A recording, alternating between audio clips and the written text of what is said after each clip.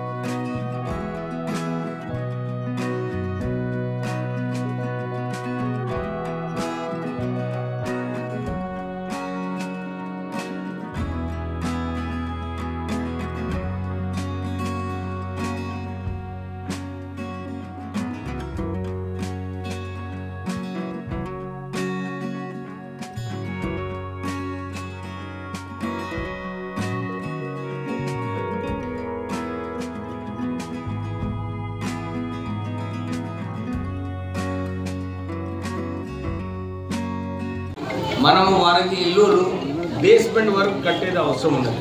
ఎందుకంటే మా చాలా చోట్ల నేను మెదక్ ఇన్ఛార్జ్ ఉన్నాను, చాలా మటుకు ప్రజలందరూ కూడా బేస్మెంట్ వరకు కట్టుకోవడం జరిగింది. రాష్ట్ర ప్రభుత్వం ఇమ్మీడియట్లీ నిధులు వారికి అకౌంట్లలో వేయడం జరుగుతుంది.